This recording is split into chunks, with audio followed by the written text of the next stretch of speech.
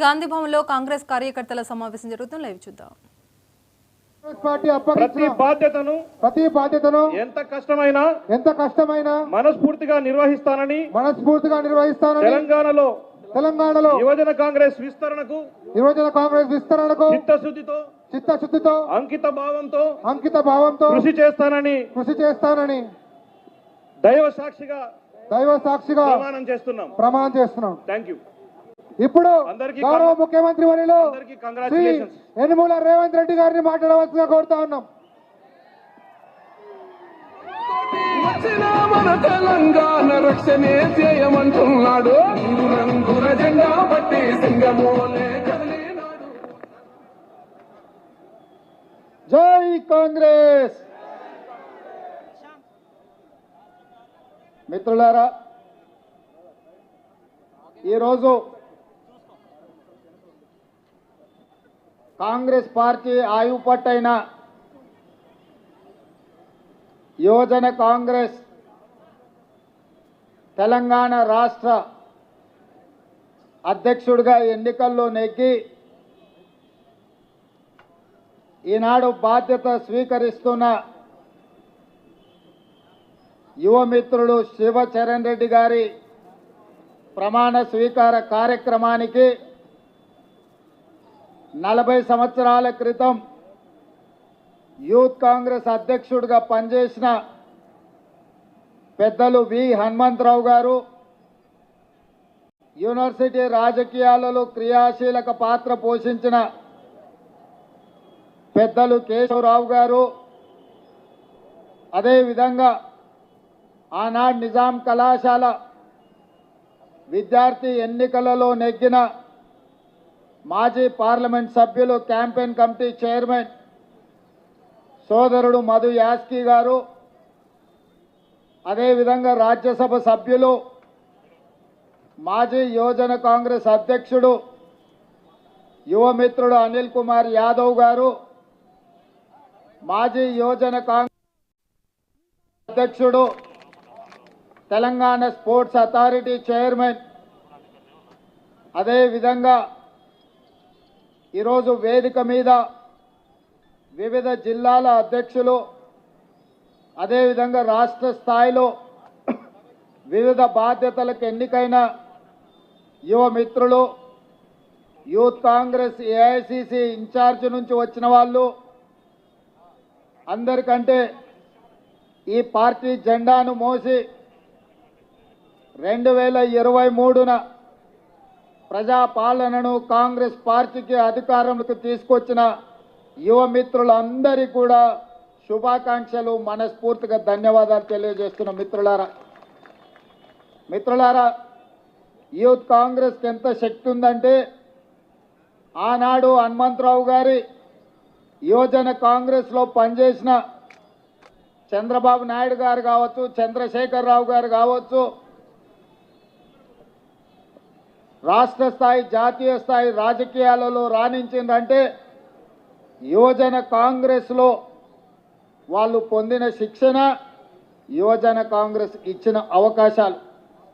ఈనాడు రాష్ట్రంలో సీనియర్ నాయకులు షబ్బీర్ అలీ గారు కావచ్చు, లేకపోతే ఈనాడు పిసిసి అధ్యక్షుడిగా ఉన్న మహేష్ కుమార్ గౌడ్ గారు కావచ్చు, లేదా మంత్రివర్గంలో ఉన్న మిత్రులు పొన్నం ప్రభాకర్ గారు కావచ్చు, ఈరోజు ఉప ముఖ్యమంత్రి బట్టి విక్రమార్క గారు కావచ్చు, అదేవిధంగా లోక్సభలో ఎన్నికైన చామల్ కిరణ్ రెడ్డి నుంచి మొదలు పెడితే చాలామంది యువజన కాంగ్రెస్లో కార్యకర్తలుగా తమ ప్రయాణాన్ని మొదలుపెట్టి ఈరోజు రాష్ట్ర స్థాయి జాతీయ స్థాయిలో వివిధ హోదాలలో రాణించారు.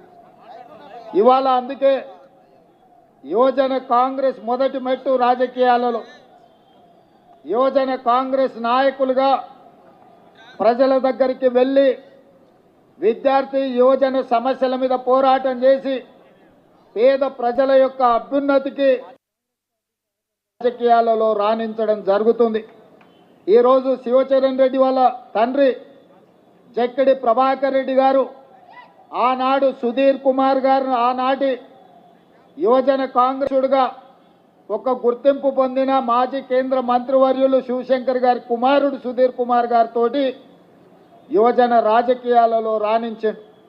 రెండో తరం ఇప్పుడు శివచరణ్ రెడ్డి ఈరోజు మళ్ళీ యువజన కాంగ్రెస్ అధ్యక్షుడిగా బాధ్యతలు నెరవేర్చిండు. మరి జక్కిడి ప్రభాకర్ రెడ్డి గారికి యువజన కాంగ్రెస్లో అయితే కాంగ్రెస్లో 40 సంవత్సరాలు పనిచేసినా కొన్ని అవకాశాలు అదృష్టం కలిసి రాలే. 90% శ్రమ ఉన్నా 10% అప్పుడప్పుడు అదృష్టం కూడా పనిచేయాలి. ఈ రెండు కలిసినప్పుడు తప్పకుండా పెద్ద హోదా రావడానికి ఉంటుంది. ఈరోజు జక్కిడి ప్రభాకర్ రెడ్డి గారికి రాని అవకాశాలు ప్రజా సమస్యల మీద పోరాటం చేస్తే శివచరణ్కు తప్పకుండా అవకాశాలు వస్తాయని చెప్పి తెలంగాణ రాష్ట్ర ముఖ్యమంత్రిగా నేను ఈరోజు చెప్పదలుచుకున్నా. ఈరోజు ఎన్ఎస్యుఐ రాష్ట్ర శాఖ అధ్యక్షుడిగా పనిచేసిన బల్మూరు వెంకట్ని ఎమ్మెల్సీగా ఏఐసిసి రాహుల్ గాంధీ గారు ఎన్ఎస్యుఐలో ఉన్నప్పుడు విద్యార్థి ఉద్యమాలలో ప్రజా సమస్యల మీద ఆనాటి ప్రభుత్వం మీద పోరాటాలు చేసి ఎన్నో కేసులు కట్టుకొని ఎన్నోసార్లు జైలుకి వెళ్ళాడు.